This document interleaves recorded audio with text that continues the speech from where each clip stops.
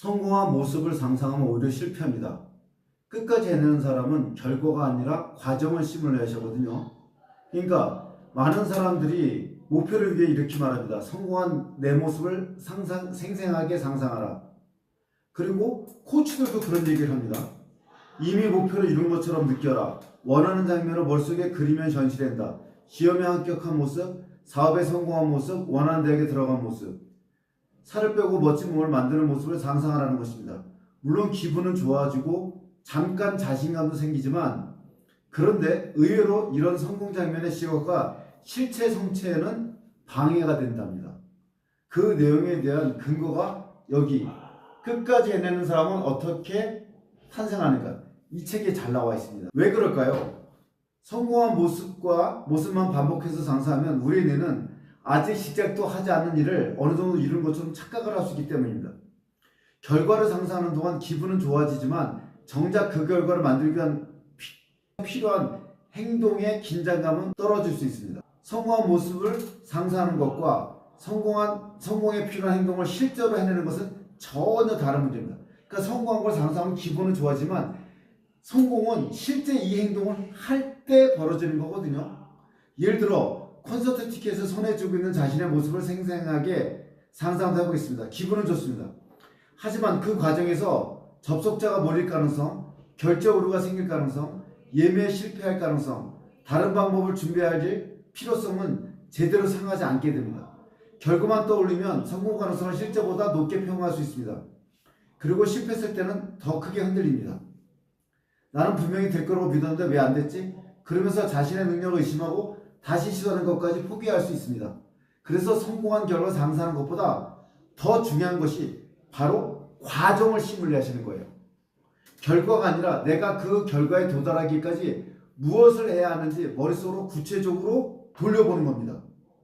공부를 예를 들겠습니다. 합격증을 받는 모습을 상상하는 것이 아니라 내일 아침에 몇 시에 일어날 것인지, 공부를 시작하려는데 스마트폰을 보고 싶어지면 어떻게 할 것인지, 문제가 풀리지 않았을 때 무엇을 할 것인지, 시험을 앞두고 불안해지면 어떻게 대응할 것인지, 계획이 하루 무너졌을 때 어떻게 다시 시작할지를 상상하는 것이다. 이것이 진짜 시뮬레이션이거든요.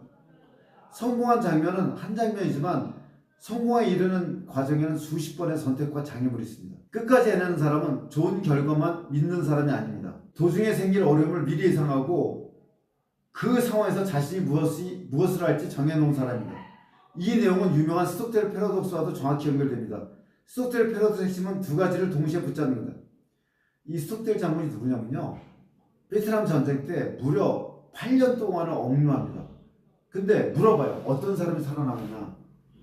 보통 사람들은 뭐냐면 낙천적인 사람, 낙관적인 사람이 살아남을 거라고 생각하죠. 천만의 말씀입니다. 왜냐하면 성탄절 날 나가겠지, 새해가 되면 나가겠지, 부활절 날 나가겠지, 이러다가 지쳐서 결국 죽습니다. 근데 나는 나갈 거야, 언젠가는. 그러니까 희망은 품고 있대. 근데 나가기 쉽잖아. 그러니까 이 더러운 밥을, 이 꿀꿀이 죽을 맛있게 먹어야 돼. 그리고 운동도 열심히 해야 돼. 그리고 즐겨야 돼. 그렇게 생각하는 거. 냉혹한 현실을 인식하고 있는 거.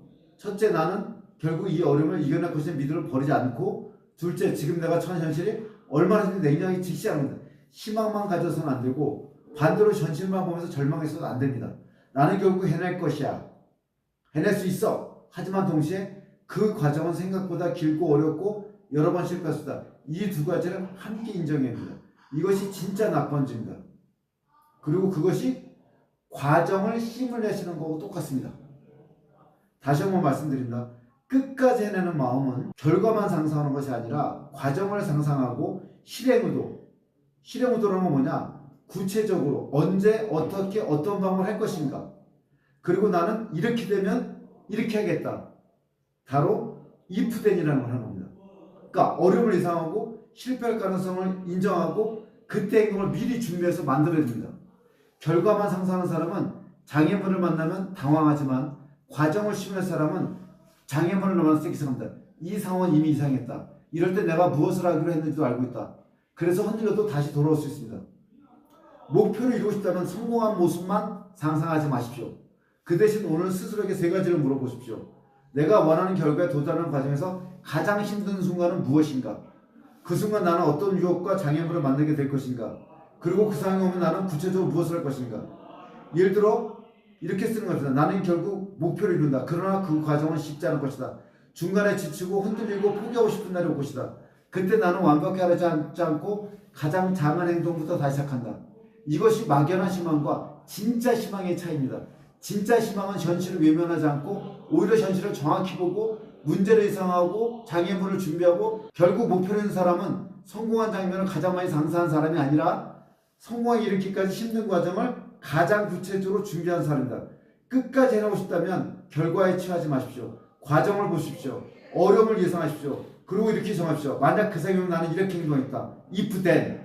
끝까지 하는 마음은 바로 그 순간에 만들어집니다. 그리고 이 책을 사서 반드시 읽어보세요. 끝까지 해내는 마음은 어떻게 탄생하느냐? 결과를 상상하는 것이 아니라 물론 결과와 상상하는 것도 중요하지만 그 과정을 시뮬레이션하고 실행 의도를 가지고 구체적으로 어려움을 예상하고 if then 전략까지 장애물까지 예상하고 해결책까지 만들면서 상상하는 과정 시뮬레이션 하는 것입니다. 명심하십시오. 과정 시뮬레이션.